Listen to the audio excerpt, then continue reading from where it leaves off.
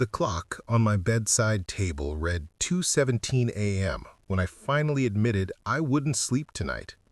My fingers traced the embossed lettering on the wedding invitation I'd been staring at for hours. Emma, my only daughter, was getting married tomorrow to a man whose family had more money than sense. The ivory cardstock probably cost more than what I earned in a week at the auto repair shop I'd owned for 30 years. Before we jump back in, tell us where you're tuning in from. And if this story touches you, make sure you're subscribed, because tomorrow I've saved something extra special for you. I set the invitation down and moved to the window, gazing out at the modest neighborhood I called home. Nothing fancy, just honest houses filled with honest people. My small, two-bedroom ranch house stood in stark contrast to the lakeside mansion where my daughter's wedding would take place. The Winters family estate. Old money, they called it, though nothing about them felt particularly aged except perhaps their attitudes. My reflection stared back at me from the glass. Gray hair, cropped short, lines etched around my eyes from decades of squinting under car hoods, hands perpetually stained with traces of grease despite my best scrubbing. Tomorrow, I would walk my daughter down the aisle in a rented tux that would fool no one. Emma hadn't always been ashamed of me. There was a time when she'd proudly introduce me as my dad, the mechanic who can fix anything. She'd sit on a stool in my garage for hours, handing me tools and asking questions about engines, absorbing everything I taught her. That curious, grease-smudged little girl who didn't care about designer clothes or luxury cars seemed like someone from another lifetime. Everything changed when she went to college on a scholarship I'd scraped and saved for. She came home that first Thanksgiving with different clothes, different hair, different friends, and most noticeably, different ambitions. The girl who once wanted to take over my repair shop someday now talked about corporate law and summer homes. I didn't recognize her anymore, but I smiled and nodded because that's what fathers do. We want more for our children than we had ourselves. The wedding invitation had arrived 6 months ago with a handwritten note. "Dad, please wear something presentable. Blake's family will all be there." No, "I miss you" or "can't wait to see you." Just a thinly veiled request not to embarrass her. I hadn't even met Blake until 3 months into their engagement. Emma brought him to dinner one Sunday. His designer watch probably worth more than my car. He spoke about his family's investment firm with practiced confidence, occasionally casting glances around my humble living room as if checking for dust. He shook my hand firmly enough, but his eyes never quite met mine. "Emma tells me you're quite the handyman," he'd said, in that tone people use when they're trying to be polite about something they consider beneath them. "I own Carter's Auto, been keeping this town's cars running for 30 decades. How quaint," he smiled, and Emma quickly changed the subject. That evening ended with Emma lingering behind as Blake waited in his luxury SUV. "Dad," she'd said hesitantly, "the Winters are covering most of the wedding costs, but tradition says the bride's family pays for certain things." I knew what was coming, and my chest tightened. "How much, Emma?" She named a figure that made my mouth go dry. It was more than I cleared in 3 months. "I'll make it work," I promised, though I had no idea how. What I didn't tell her was that business had been slow, that chains were squeezing out independent shops like mine, that I'd been dipping into my savings just to keep the doors open. Over the next months, I picked up extra jobs, worked evenings and weekends, and finally, 2 weeks before the wedding, I did the hardest thing I'd ever done. I sold my collection of vintage car parts, pieces I'd been gathering for 30 years, planning to restore a '67 Mustang someday. Some were irreplaceable, passed down from my own father. Each part carried memories. But Emma's wedding carried obligations. The night before the wedding, I sat alone in my garage, now emptier without the shelves of carefully cataloged parts. The check for Emma's portion of the wedding expenses sat on my kitchen table, ready to be handed over tomorrow. It represented everything I had, but for my daughter, it was worth it. What she didn't know, what I would never tell her, was that after tomorrow, I might not be able to keep my shop open much longer. Morning came too quickly. I dressed in the rented tuxedo, tugging uncomfortably at the collar that felt like it was choking me. The mirror reflected back a stranger, a mechanic playing dress-up, pretending to belong in a world that would never accept him. I arrived at the Winters estate at precisely 11 a.m., as instructed. The sprawling mansion sat on 10 manicured acres, with a view of the lake that probably featured in magazine spreads. Luxury cars lined the circular driveway, Mercedes, BMWs, even a Bentley or two. I parked my 15-year-old Ford truck between them, painfully aware of how out of place it looked. A valet approached, then hesitated upon seeing my vehicle. "Sir, perhaps you'd prefer to park in the service area," he suggested. "I'm the father of the bride," I replied, handing him my keys with more force than necessary. His eyes widened slightly. "Of course, sir. My apologies." Inside, the mansion buzzed with activity. Florists arranged elaborate centerpieces, while caterers bustled about with trays of appetizers that looked more like art than food. I followed signs to the family gathering room, where Emma would be preparing with her bridesmaids. I paused outside the door, envelope of money heavy in my pocket, and took a deep breath before knocking. "Come in," called a voice I barely recognized as my daughter's. Emma stood in the center of the room, surrounded by her bridesmaids and future mother-in-law. Her wedding dress was something straight out of a fairy tale, layers of delicate lace and tiny crystals that caught the light with every movement. Her hair was swept up elegantly, not a strand out of place. She looked beautiful, but also like a stranger. "Dad?" she said, her smile not quite reaching her eyes. "You're here." "Wouldn't miss it, kiddo," I replied, using the nickname I'd called her since she was 5. One of her bridesmaids giggled, and Emma's smile tightened.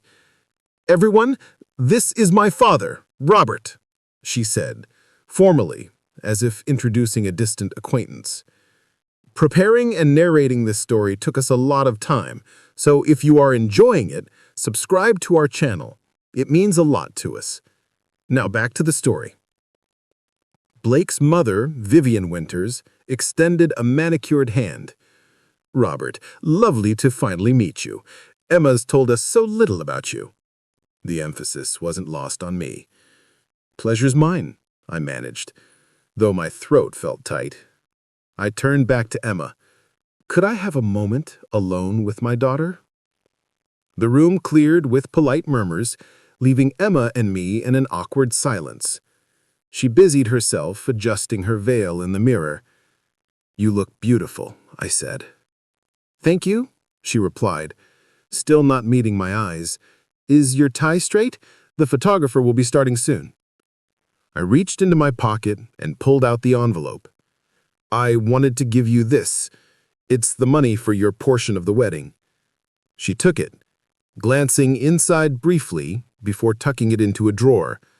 No thank you, no acknowledgement of what it had cost me. "Great! Blake's father was asking about it." The casual dismissal stung worse than any insult. "Emma, are you happy?" I asked suddenly. She looked startled. "Of course I'm happy. I'm marrying into the Winters family. Do you have any idea what that means?" "That's not what I asked." Her expression softened slightly. "Dad, I know you don't understand my world now, but this is what I want. Blake can give me the life I've always dreamed of." "I thought your dream was to take over the shop someday," I said quietly. Emma laughed, the sound sharp and unfamiliar. "That was a child's fantasy. I've grown up." She glanced at her diamond-encrusted watch. "We should get back to the others. The ceremony starts in an hour." I followed her back into the hallway, where the wedding coordinator immediately whisked her away for photos with her bridesmaids.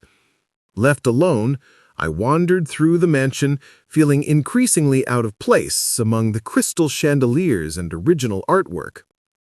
In the main hall, I encountered Blake and his groomsmen, all in matching tuxedos that probably cost more than my monthly mortgage. Blake nodded at me, a tight smile on his face. "Robert," he said, extending his hand, "Emma tells me you've contributed to the festivities. The Winters family appreciates your participation." The way he said it made my contribution sound like charity they'd accepted out of pity. Before I could respond, Blake's father approached, clapping a hand on his son's shoulder. "There you are, Blake. The photographer wants the men by the fountain." He turned to me, assessing me with a quick glance. "You must be Emma's father. I'm Richard Winters." His handshake was firm, businesslike. "Your daughter is quite the catch. Blake tells me she's completely reinvented herself since her humble beginnings. We hardly see any trace of her origins now." Every word was a carefully placed cut.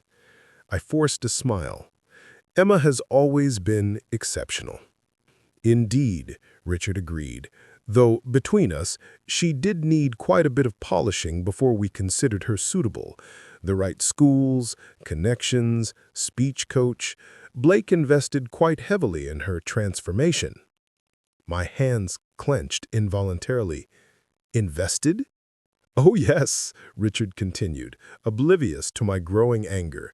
"Blake saw her potential immediately. A diamond in the rough, as they say." I excused myself before I said something I'd regret. Wandering outside to the garden, I found a stone bench partially hidden by hedges where I could gather my thoughts. The revelation that my daughter had been transformed, like some project, burned in my chest. Had she been so ashamed of her upbringing, of me, that she'd allowed herself to be remade? The ceremony itself passed in a blur. I walked Emma down the aisle, feeling the stares of hundreds of guests, wealthy friends of the Winters family, business associates, socialites, no one from our side, except a few of Emma's college friends. I hadn't even been allowed to invite my oldest friends because Emma said they wouldn't fit in. When the minister asked, "Who gives this woman?" I almost couldn't speak past the lump in my throat. This wasn't my Emma anymore. This was someone the Winters family had created. "Her father does," I finally said, placing her hand in Blake's before taking my seat in the front row, alone. The reception was held in an enormous tent on the estate grounds, with a dance floor overlooking the lake. Crystal glasses clinked as champagne flowed freely. A string quartet played softly, while waiters circulated with trays of food I couldn't pronounce. I sat at my assigned table, not at the head table with Emma and the Winters family, but at a table near the back with distant relatives of the groom who clearly had no idea who I was. I picked at my food, watching Emma laugh and smile with her new family, fitting in seamlessly as if she'd been born to their world. After dinner came the speeches. Richard Winters spoke at length about Blake's achievements and how Emma was a delightful addition to their family. Blake's best man told stories of their prep school days and vacations in Europe.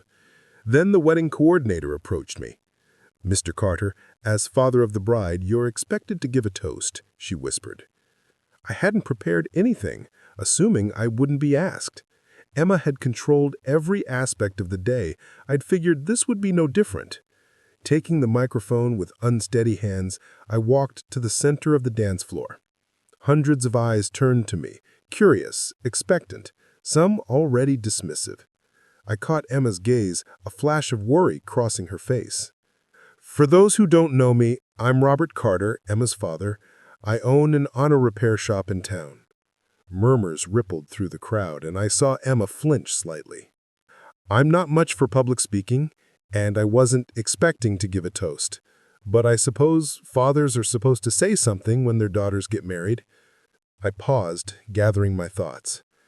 Emma was always a bright kid, could name every part of an engine by the time she was 10, had a knack for figuring out what was wrong just by listening to how a car was running. More whispers, and Blake leaned over to whisper something to Emma. Her face flushed. "What I'm trying to say is Emma has always been capable of anything she set her mind to, Always determined, always smart. I looked directly at her. I always thought she'd take over the family business someday, but Emma had bigger dreams. I raised my glass. To my daughter, who always reaches for more than what's in front of her, I hope you find what you're looking for. It wasn't the warm, funny speech fathers usually give at weddings.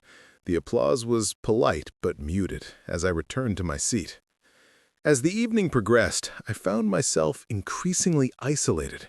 I didn't know anyone, couldn't relate to conversations about summer homes in the Hamptons or private schools in Switzerland. I was about to slip away unnoticed when Emma approached my table. "Dad," she said, her voice tight, "could I speak with you? Outside." I followed her to a quiet spot on the terrace, away from the party. The tension in her shoulders told me everything I needed to know.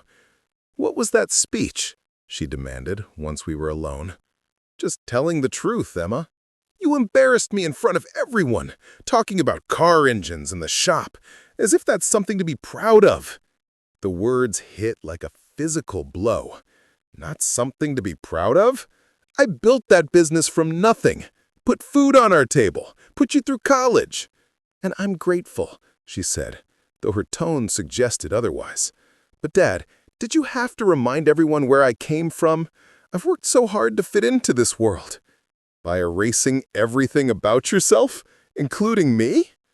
Emma's expression hardened. You don't understand what it takes to be accepted by people like the Winters. They expect certain things, a certain background. So you invented one? She looked away. I enhanced some details, made others disappear. Like your broke mechanic father? I asked, the hurt making my voice sharper than intended. Emma flinched, but didn't deny it. The Winters family has standards, Dad. Their son could have married anyone. Do you think they would have accepted me if they knew everything? That we lived paycheck to paycheck? That my father's hands are permanently stained with grease? Each word cut deeper than the last. I never thought I'd hear my own daughter speak this way. Maybe that's because you never had any ambition, she snapped. You were content with your little shop and your modest house, while I wanted more. Blake is giving me the life you never could. At what cost, Emma? Your integrity? Your identity? Don't lecture me about identity when you've been stuck in the same place for 30 years. Some of us want to evolve. Behind us, the party continued. Music and laughter floated through the air as if nothing was crumbling between us. I gave you everything I had, I said quietly. Not just for this wedding, for your whole life. And I appreciate the sacrifice, Emma replied, her voice softening slightly. But Dad, let's be realistic. You're broke. Everyone knows it. Blake's family has been kind enough not to mention it, but they know exactly what you contributed to this wedding. Barely covered the flowers. Is that all that matters to you now? Money? Emma straightened her shoulders. It matters in this world, my world now. I looked at my daughter, beautiful in her wedding gown, poised, confident, and completely unrecognizable to me. When did you change so much, Emma? When I realized I wanted more than changing oil and fixing radiators for the rest of my life. Now I need to get back to my guests, my real guests. She turned to leave, then paused. By the way, I've asked Blake's father to give me away in the photos. It just looks better with the whole family dressed similarly. You understand. I watched her walk away, back straight, head high, not once looking back to see if her words had landed. They had, with devastating precision. For a long moment, I stood alone on the terrace, the weight of her rejection pressing on my chest until I could barely breathe. Everything I had done, every sacrifice, every extra shift, selling my prized collection, had been for a daughter who was ashamed of me. I should have left then, should have driven home to lick my wounds in private, but something kept me there. A strange calm settling over me as I made a decision.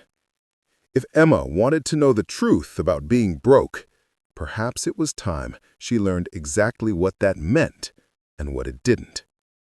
I returned to the reception, this time with purpose.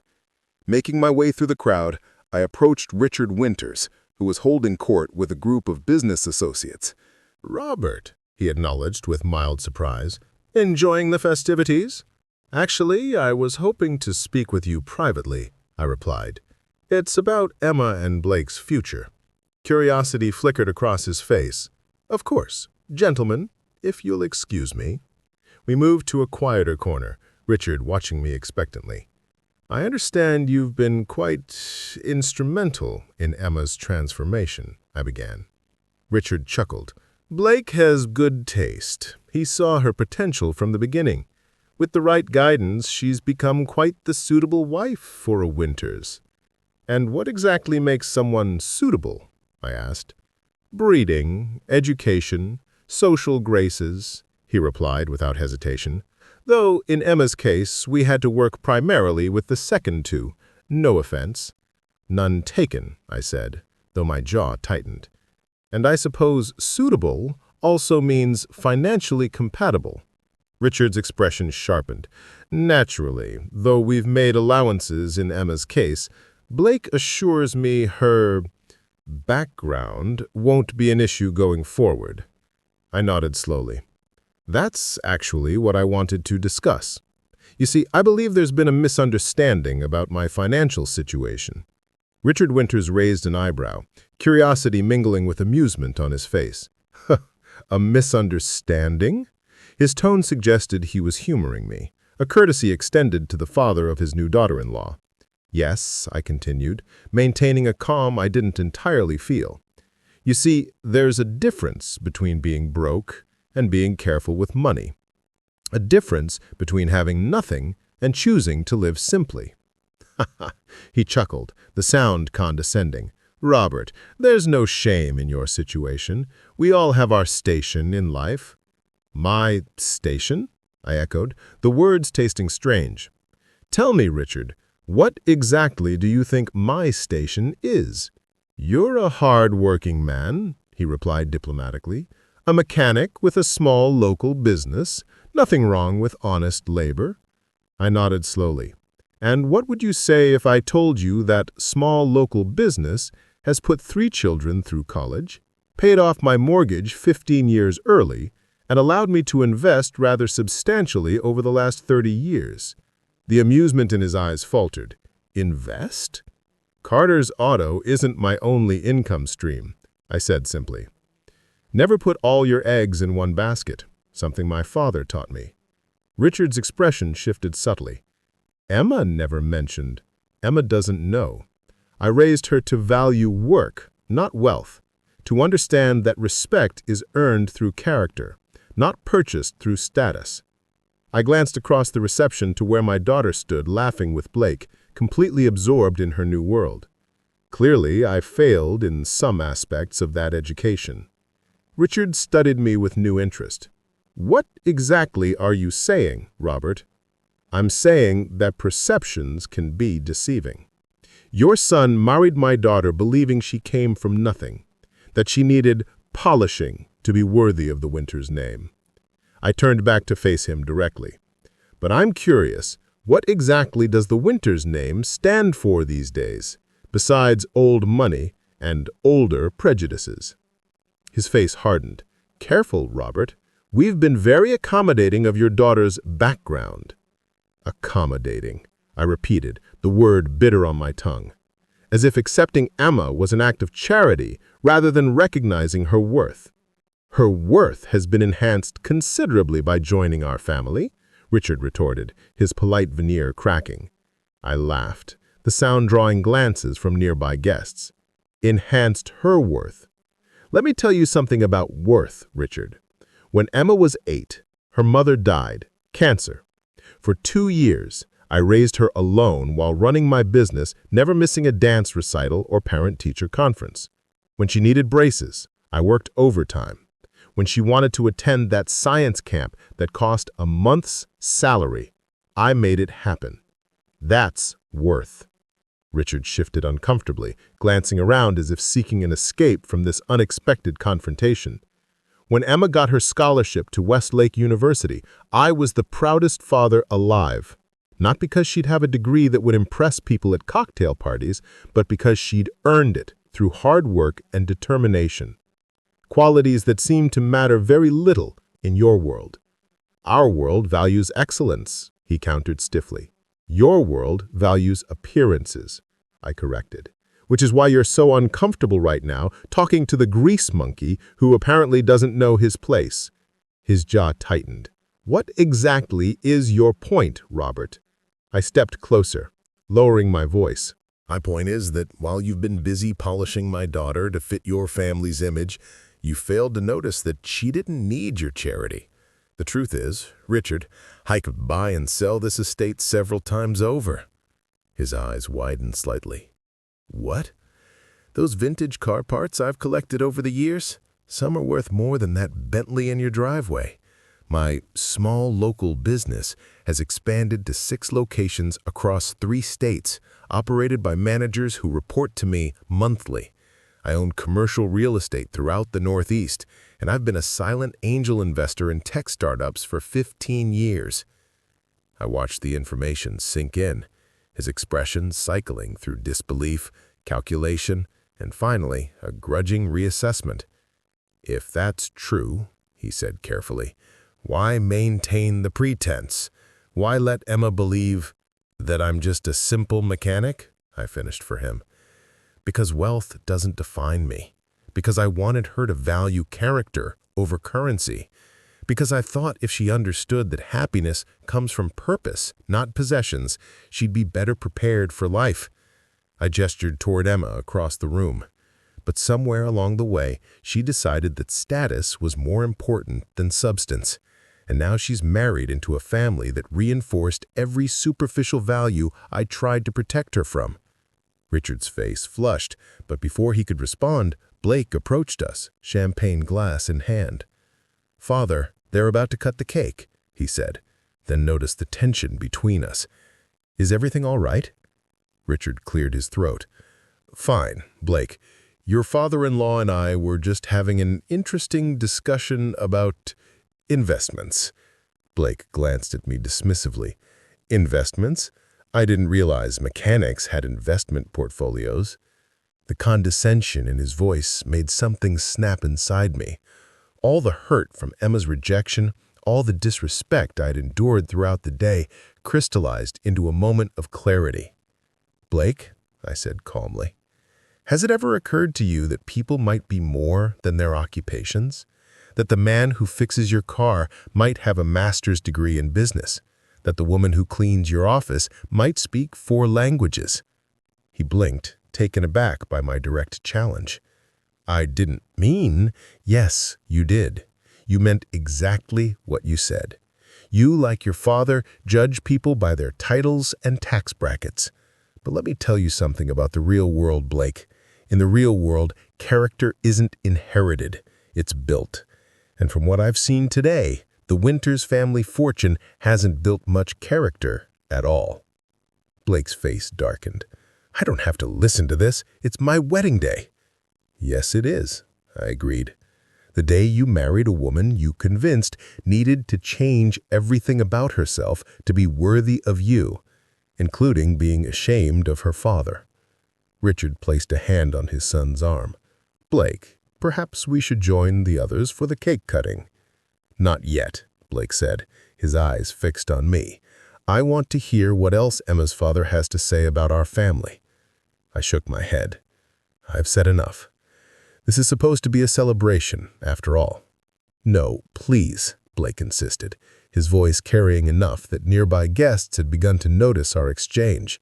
"You clearly have opinions about us. Don't hold back now." I took a deep breath, acutely aware of the growing audience. This wasn't how I'd planned to reveal the truth, but perhaps it was necessary. Sometimes bridges need to burn completely before they can be rebuilt properly. "All right, Blake. The truth is, I'm disappointed. Not in your wealth or your family name, but in how little you seem to value what truly matters. Emma is brilliant, compassionate, and capable.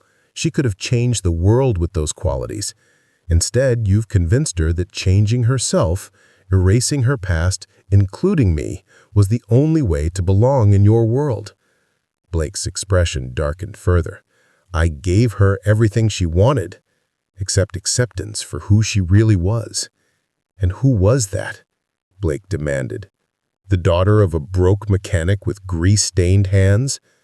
The phrase echoed Emma's earlier words so closely that I knew she must have repeated it to him often. The realization cut deep. Those grease-stained hands paid for her education, I said quietly. Those hands held her when she cried over her mother's death. Those hands taught her how to change a tire, fix a leaking faucet, and stand on her own 2 feet. If you or Emma are ashamed of those hands, then you're ashamed of everything that made her who she is. A hush had fallen over our corner of the reception. Out of the corner of my eye, I saw Emma approaching, her expression a mixture of confusion and alarm. "What's going on?" she asked, looking between Blake and me. Blake turned to her. "Your father seems to think we don't appreciate your background." Emma's face flushed. "Dad, please, not today." "I'm sorry, Emma," I said sincerely. "I didn't come here to cause a scene, but I can't stand by while you're ashamed of who you are, of who we are." "I'm not ashamed," she protested weakly. "Aren't you?" I challenged gently. "You asked Blake's father to give you away in the photos because I don't look the part. You've been introducing me as Robert instead of Dad all day. You didn't want me to give a speech because you were afraid I'd embarrass you with stories about your childhood." Tears welled in her eyes. "You don't understand. This world has expectations. And you've been killing yourself to meet them. Changing how you talk, how you dress, what you value, all to fit someone else's idea of worthy." Richard cleared his throat. "Perhaps we should continue this discussion privately." "No," Emma said suddenly, surprising us all. "No more secrets, no more pretending." She turned to Blake. "My father is right. I have been ashamed, not of him, but of myself, of not being good enough for your world." Blake looked genuinely confused. "Emma, you are good enough. That's why I married you." "After you polished me," she said, her voice hardening. "After you erased every trace of where I came from.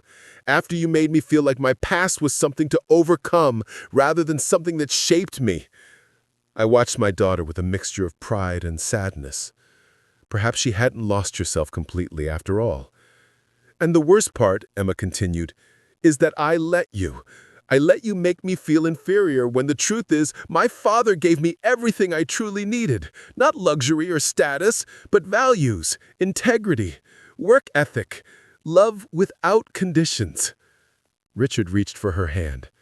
"Emma, you're upset. Let's talk about this later." She pulled away from him. "No, Blake, we need to talk about it now.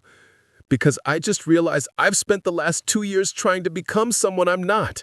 Someone who's embarrassed by her own father." Emma turned to me, tears streaming down her face now. "Dad, I'm so sorry. I've been horrible to you today, and for months before that. I got so caught up in impressing the Winters that I forgot what you taught me about what really matters." The genuine remorse in her voice moved me. "It's all right, kiddo. We all lose our way sometimes." "Excuse me," Richard interrupted, his businessman's instincts clearly sensing a situation spiraling out of his control. "This is hardly the appropriate time for a family therapy session. We have guests." "You're right," I acknowledged. "This isn't the time or place. Emma, you can talk more tomorrow. For now, you should enjoy your wedding day." But Emma shook her head, something resolute in her expression. "No, Dad. I need to say this now." She turned to face the small crowd that had gathered around us. "Everyone, I have an announcement." Blake grabbed her arm. "Emma, don't do this." She gently removed his hand. "I need to, Blake. For me." Raising her voice, she addressed the onlookers directly. "Many of you don't know this, but my father owns Carter's Auto Repair. He raised me by himself after my mother died, working 12-hour days to give me everything I needed. He taught me how to change oil before I could drive, how to negotiate before I could date, and how to value myself before anyone else's opinion mattered." Murmurs rippled through the crowd. Emma continued, her voice growing stronger. For the past 2 years, I've been pretending to be someone I'm not. I've been ashamed of my upbringing, of my dad, because I thought I needed to erase my past to fit into this world. But I was wrong. She moved to stand beside me, taking my hand. This man gave me everything, and today I almost threw it all away for approval from people who judge others by their bank accounts rather than their character. Richard stepped forward, his businessman's tone low and urgent. Emma, you're making a scene. Think about what you're doing. I am thinking, Richard, she replied firmly. Probably for the first time since I met your son. I've been so focused on becoming a Winters that I forgot what it means to be a Carter. Blake moved closer, his expression a mixture of anger and confusion. So what are you saying? That you regret marrying me? Emma's resolve faltered slightly. No, Blake. I'm saying I regret the person I became to marry you. I regret being ashamed of my father. I regret letting you and your family make me feel like I needed to be fixed to be worthy. She turned to me again, her eyes shining with tears. Dad, I need to know, do you still have the shop? Can I still learn the business like we planned when I was a kid? The question caught me off guard. After all this time, after all her rejection of that life, she was asking if that door was still open. The shop is still there, Emma, I said carefully. It will always be there for you. But what about your law career? What about the life you've built? A life built on lies isn't much of a life, she said simply. I never wanted to be a corporate lawyer. I went to law school because Blake's family expected it, because I thought it would make me belong. And what about Blake? I asked, nodding toward her new husband, who stood frozen, watching his wife's public revelation with growing dismay. Emma turned to him, her expression softening. I love you, Blake, but I need you to love me, the real me, not the version your family created. Blake looked lost, caught between anger and confusion. I don't even know who the real you is anymore. Neither do I, Emma admitted. But I want to find out. And I want you to come with me on that journey. If you can accept that I'm a Carter before I'm a Winters. If you can love the girl who knows her way around an engine as much as a courtroom. The reception had fallen completely silent, hundreds of guests watching the drama unfold. Richard Winters looked like he might spontaneously combust from the public embarrassment. His wife, Vivian, had appeared at his side, her perfectly composed face betraying nothing but her white-knuckled grip on her champagne glass telling a different story. Blake ran a hand through his hair, visibly struggling. Emma, we can't just, there are expectations. There always are, but they don't have to be our expectations. She turned back to me. Dad, I think I need some air. Would you walk with me? Without waiting for a response from Blake or his parents, Emma took my arm and led me toward the terrace doors. Behind us, the whispers had already begun, the scandal of the bride's public revelation spreading through the reception like wildfire. Outside, in the cool evening air, Emma leaned against the stone balustrade, her elaborate wedding dress pooling around her feet. For a long moment, we stood in silence, both processing what had just happened. Did you mean all that? I finally asked. She nodded, wiping away tears. Every word. I've been so lost, Dad, so busy trying to be what they wanted that I forgot who I was. And who are you, Emma? A small smile touched her lips. I'm the girl who could rebuild a carburetor by age 12. The girl who used to fall asleep to the sound of you working late in the garage. The girl who was never ashamed of having a mechanic for a father until I let other people's opinions matter more than the truth. I placed my hand over hers. That girl is still in there. She always has been. I want her back, Emma whispered.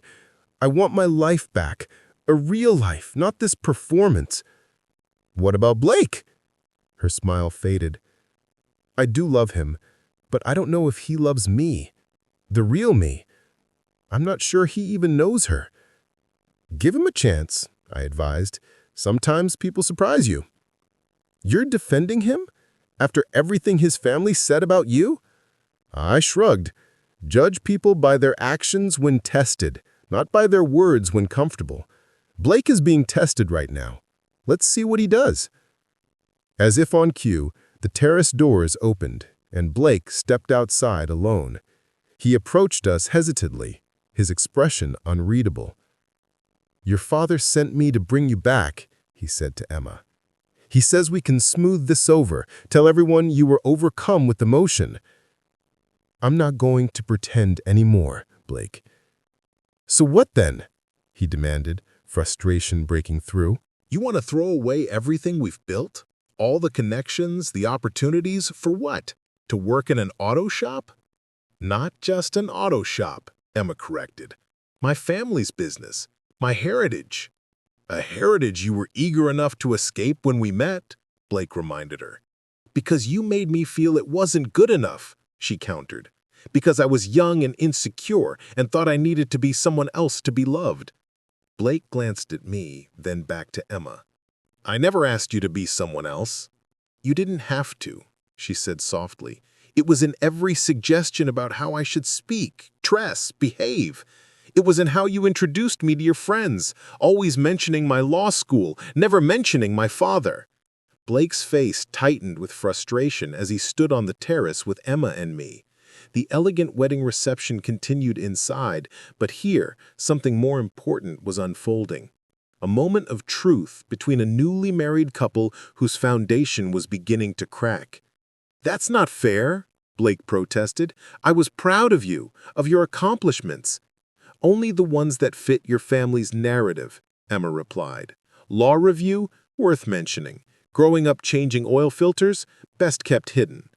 I remained silent, allowing my daughter to find her voice. The string quartet inside shifted to a new melody, the music drifting through the open doors like a soundtrack to this unexpected confrontation. Blake paced along the balustrade, moonlight highlighting the conflict on his face. You're making it sound like I forced you to change. You wanted this life, Emma. You pursued it relentlessly. I wanted to belong, she corrected. And yes, I pursued that relentlessly. But somewhere along the way, belonging became more important than being myself. He stopped pacing and faced her directly. So what now? We just canceled a reception? Tell everyone the wedding's off because you've had some sudden identity crisis? No, Emma said quietly. The wedding happened. We're married. But if we want this marriage to work, things need to change. What things? Blake demanded. For starters, the way we think about my father. She glanced at me with regret in her eyes. I've been ashamed of him because he doesn't fit your family's image of success. But the truth is, he's the most successful person I know, not because of what he owns, but because of who he is. Blake's expression softened slightly. Emma, I never asked you to be ashamed of your father. You didn't have to, she repeated. It was clear in every interaction, every subtle correction when I mentioned his work, every time your parents talked about elevating me. I decided it was time to speak. Blake, success isn't measured by the car you drive or the address on your letterhead. It's measured by integrity, by the lives you touch, by whether you leave this world better than you found it. He turned to me, a flash of defensiveness crossing his features. With all due respect, sir, my family has contributed millions to charitable foundations. We funded scholarships, built hospitals. How exactly have we failed to leave the world better? I'm not questioning your family's philanthropy, I clarified. I'm questioning the value system that judges a man's worth by his bank account rather than his character. And my character is lacking because we're wealthy? Blake challenged. No, I said patiently. Your character is questioned when you make my daughter feel that her background is something to overcome rather than the foundation of who she is. Emma stepped between us, her wedding dress rustling with the movement. This isn't about wealth versus poverty, Blake. It's about authenticity versus pretense. I've been pretending to be someone I'm not to fit into your world, and it's exhausting. For the first time, Blake seemed to truly hear her. His shoulders dropped slightly. "I didn't know you felt that way. Because I never told you. I was too afraid of losing you, of not measuring up. But that's no basis for a marriage." Blake glanced inside where his family was clearly visible, Richard gesturing impatiently toward the terrace while maintaining a forced smile for the guests. "My family has expectations," he said, echoing Emma's earlier words. "So does mine," Emma countered, taking my hand. "My father expected me to be honest, to value substance over status, to never forget where I came from. I've failed those expectations lately, but I want to do better." I squeezed her hand gently. "It's never too late to remember who you are, kiddo." Richard's expression had shifted from dismissive to calculating. "If what you're saying is true, it is," I cut him off. "And there's more. I've been investing in tech startups for 15 years. 3 of them went public. I own commercial real estate throughout the Northeast. I funded a scholarship program at the community college where I took night classes to earn my business degree." Emma looked stunned. "Dad, why didn't you tell me?" "Because money changes how people see you," I said gently. "It changes how they treat you. I wanted you to learn the value of work before you learned the value of wealth. I wanted you to be proud of what you did, not what you owned."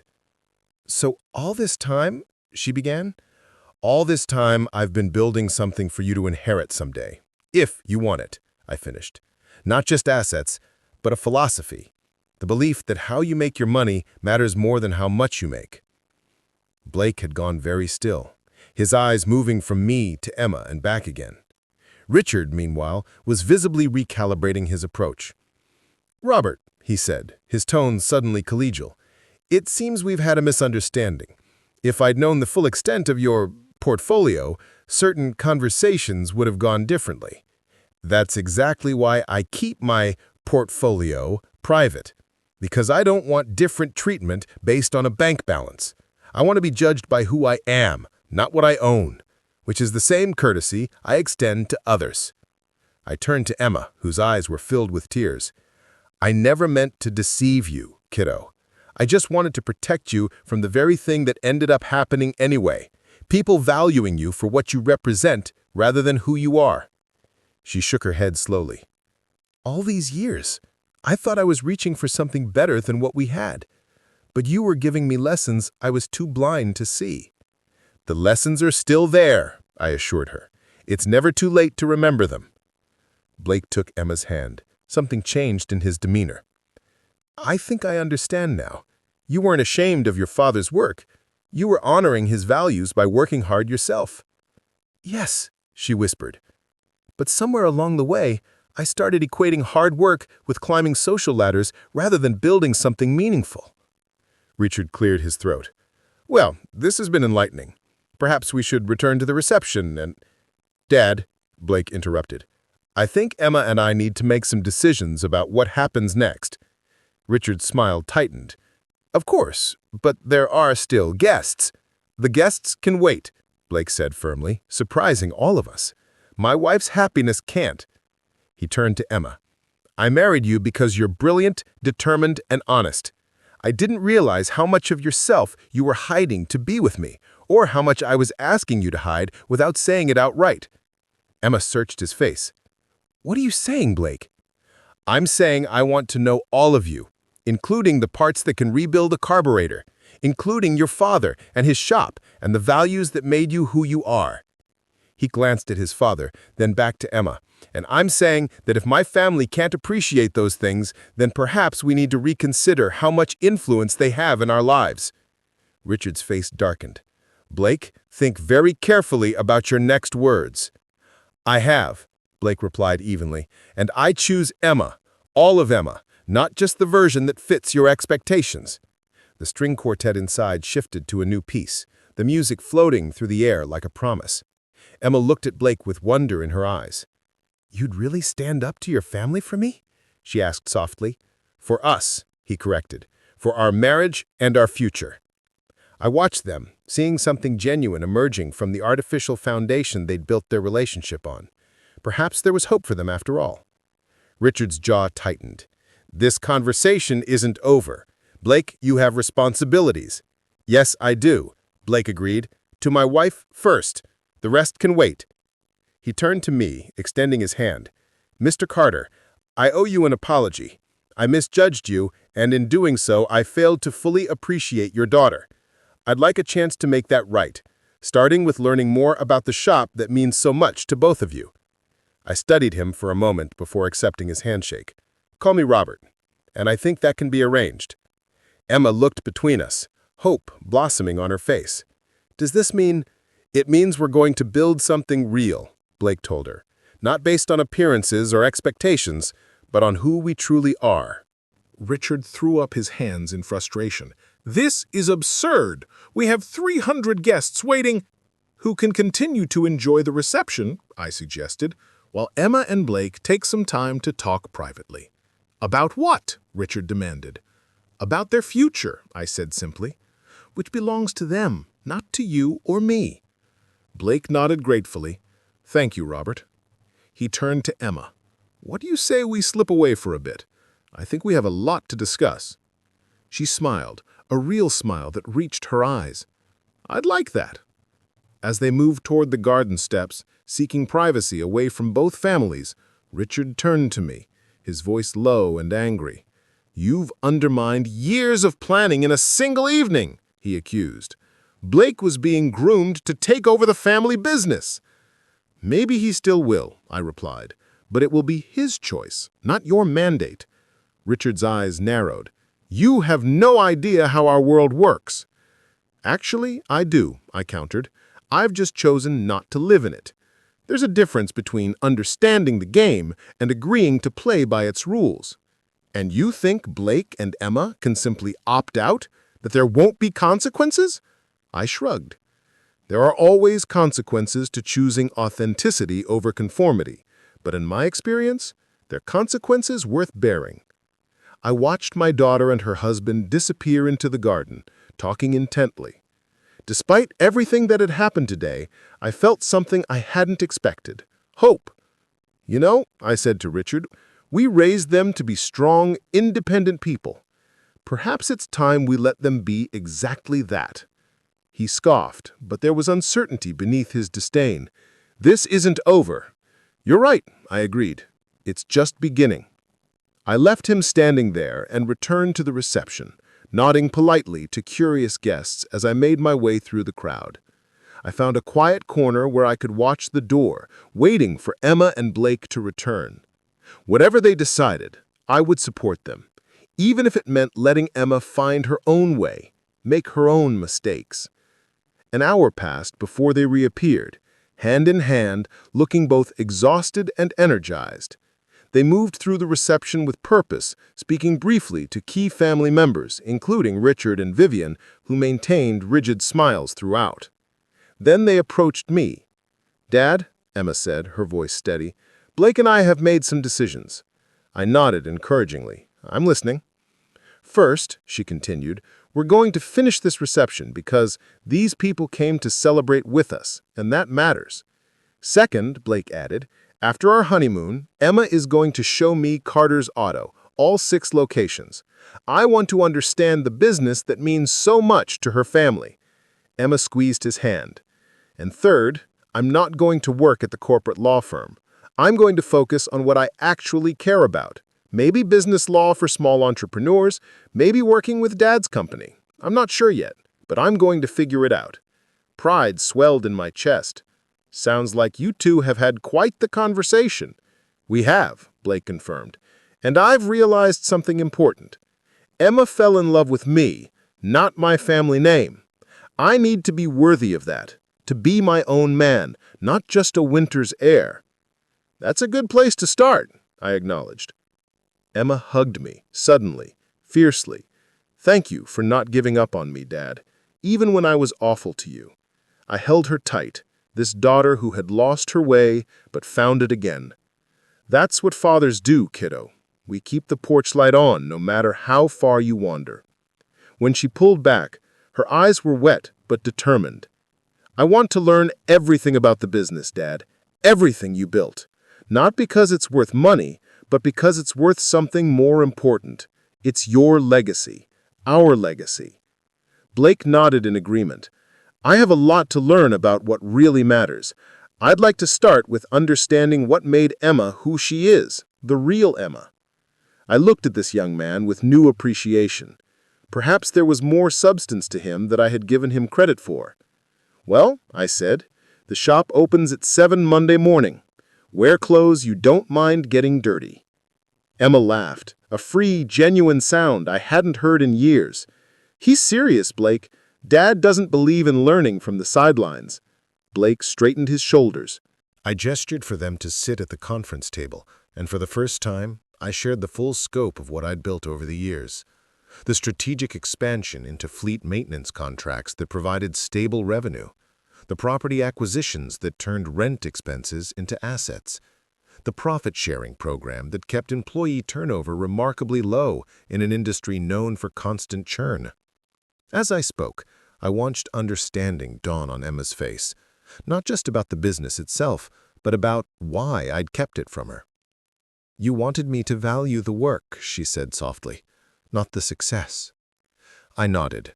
Success without substance is just luck, and luck runs out. Blake leaned forward, clearly intrigued despite himself. But why hide it? Most people would showcase their achievements. Because what you showcase becomes what people value, I explained. I wanted Emma to value persistence, integrity, and craftsmanship, not wealth or status. Those things come and go, but character endures. I turned to my daughter. I never wanted to hide this from you forever, Emma. I was waiting for the right time, when you were ready to see success as a byproduct of values rather than a value itself.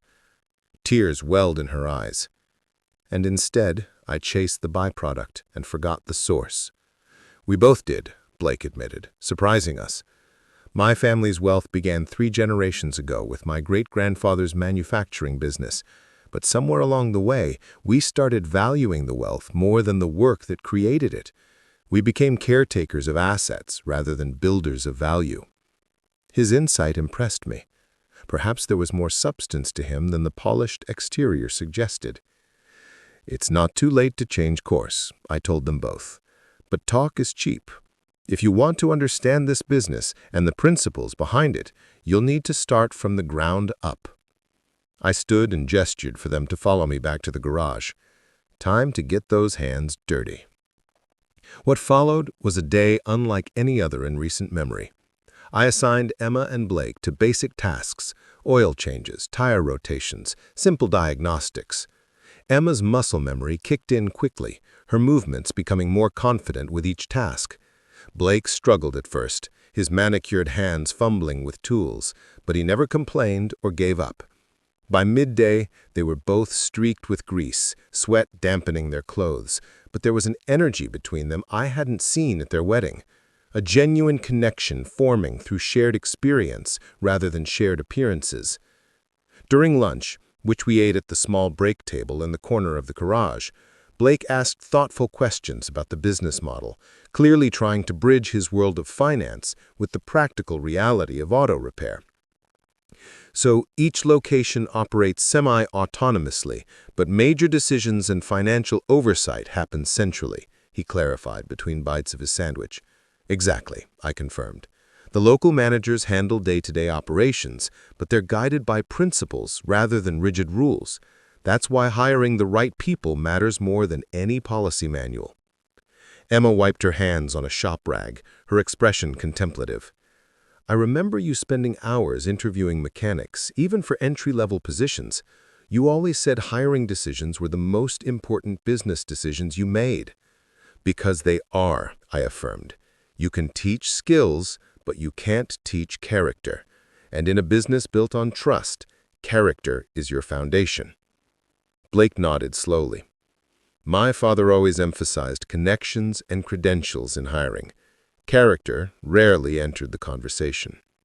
And how's that working out for your family's business culture? I asked, not unkindly. He gave a rueful smile. Let's just say our holiday parties aren't known for their warmth and camaraderie. After lunch, I introduced them to the technological systems that kept the business running efficiently, the inventory management software, the customer relationship database, the preventative maintenance scheduling system. These were tools of modern business, but they served timeless principles: organization, foresight, and customer care. By late afternoon, as we were preparing to close the shop, Emma approached me while Blake was washing up. "Dad," she said quietly, "I've been blind. All these years I thought I was reaching for something better than what you had built, but what you built was already exceptional. I just couldn't see it." I squeezed her shoulder gently. We all have blind spots, kiddo. The important thing is being willing to adjust your vision when you discover them. Blake and I talked a lot after the wedding, she continued. All night, actually. About expectations versus reality. About the life we want versus the life his family expects us to have. And what conclusions did you reach? She smiled, a genuine smile that reminded me of the daughter I'd known before ambition had narrowed her vision. That we need to build our own foundation, not live on his family's carefully constructed platform. That we need to define success for ourselves. That's a good start, I acknowledged. But definitions are easy. Living by them is harder. I know, she nodded.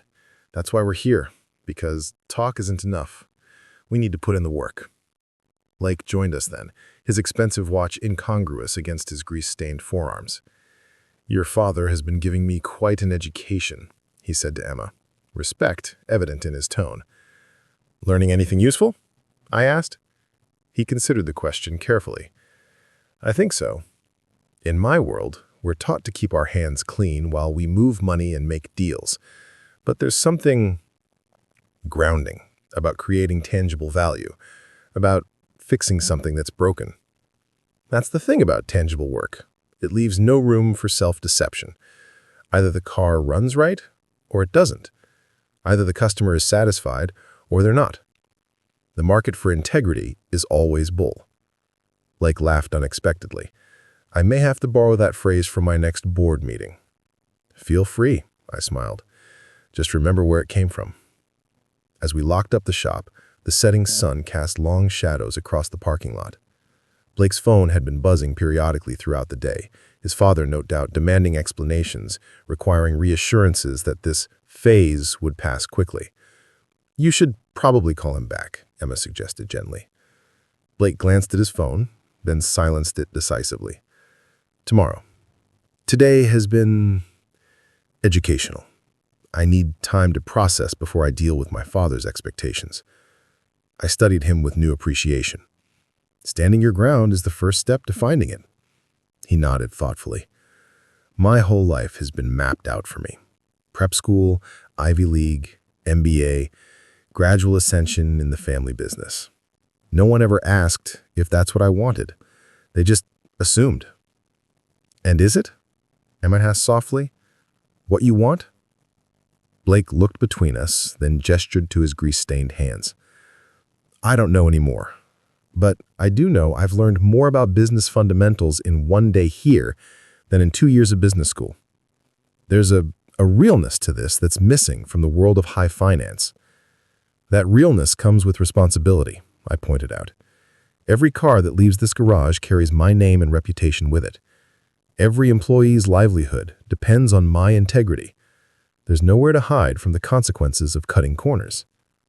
Unlike corporate finance, where the consequences often fall on nameless shareholders or employees several layers removed from decision-makers. Exactly. As we prepared to leave, Blake surprised me by extending his hand. Thank you for today, Robert, for showing me a different kind of success than what I've been taught to value. I shook his hand firmly. This is just day one. The real test is what you do with the knowledge. We'll be back tomorrow, Emma promised. Same time? I'll be here, I assured them. I always am. They drove away together, leaving me alone in the parking lot with thoughts that drifted between hope and caution. One day of honest work didn't erase years of conditioning. One moment of clarity didn't guarantee lasting change. But it was a start, a foundation upon which something genuine might be built. The next 3 weeks followed a similar pattern. Emma and Blake arrived early each morning, worked alongside me and my mechanics, and gradually immersed themselves in every aspect of the business. Blake's initial awkwardness with tools gave way to growing competence. Emma rediscovered skills that had lain dormant during her years of striving for acceptance in a world that had never truly valued her authenticity. More importantly, I watched their relationship evolve. Without the pressure of the winter's expectations, they discovered commonalities that went deeper than social ambition. They worked as a team, complementing each other's strengths, supporting each other's struggles. The artificial harmony of their wedding day was replaced by something far more valuable: genuine partnership forged through shared purpose. Richard Winters made his inevitable appearance during the second week. His luxury sedan pulled into the lot just before closing time, his disapproval palpable even before he stepped from the vehicle. "Blake," he called, ignoring me and Emma entirely. "This has gone on long enough. The board is meeting on Thursday, and your absence has been noted." Blake straightened from the engine he'd been working on, wiping his hands deliberately on a shop rag. "Hello, Father. If you'd returned my calls, you'd know I've been participating remotely in all essential meetings." Richard's gaze swept dismissively over the garage. "This experiment has become a topic of conversation. People are starting to talk." "Let them," Blake replied calmly. "I'm learning valuable lessons about business fundamentals that will serve me well in any context." Richard's expression hardened. "You're a Winters. You don't need to learn how to change oil or rotate tires. We hire people for that." "That's exactly the mindset that concerns me," Blake countered.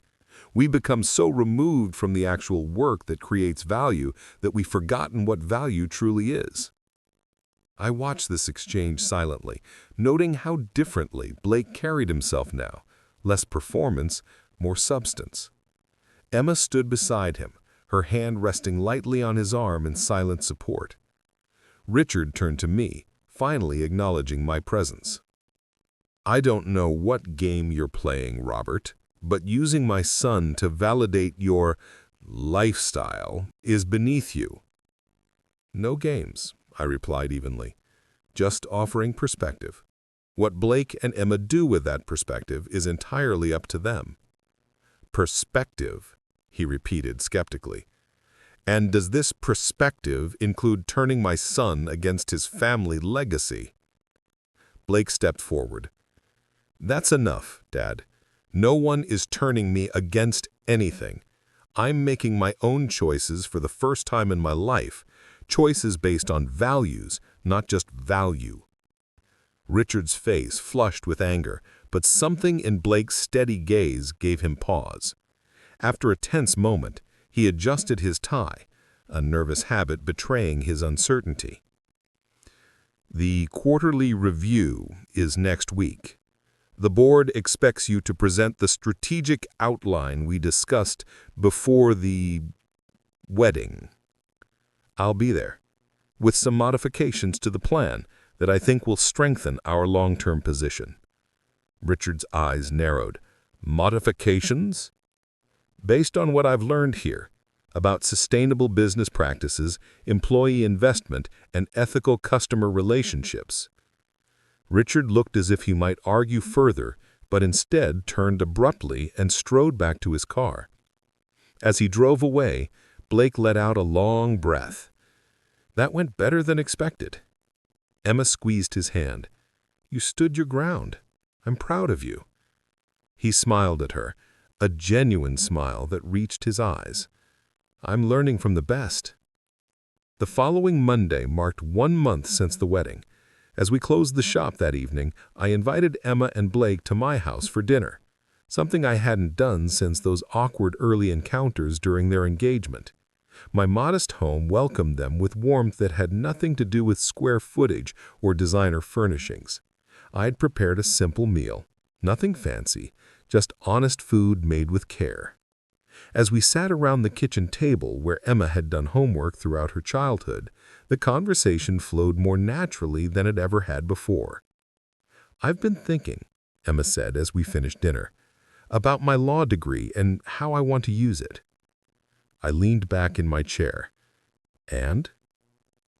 I want to focus on small business advocacy, she said decisively. Too many independent operations get squeezed out by corporations or tangled in regulations designed for larger entities. They need someone who understands both sides of the equation. Pride swelled in my chest. That sounds like meaningful work. It is, she agreed, and Blake's been helping me develop a business plan for a specialized practice. Blake nodded, enthusiasm evident in his expression. We're thinking of a hybrid model, part traditional legal services, part business consultancy, helping small to mid-sized companies navigate growth while maintaining their values and independence.